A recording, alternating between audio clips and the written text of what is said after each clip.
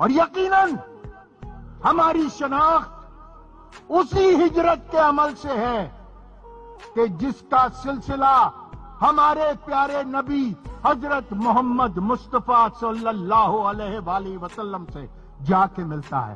اور ہم وطن عزیز پاکستان کے سپوت اپنے آپ کو فخر سے مہاجر کہتے ہیں. یہاں ہم بانیان پاکستان کی اولادیں ہیں.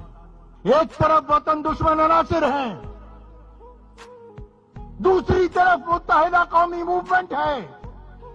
سندھ سے بھی بہت ساری پاکستان دشمن آوازیں اٹھتی ہیں، نعرے لگتے ہیں کہ لوگ سندھو دیش بنا لیں گے، اس ملک کو توڑ دیں گے.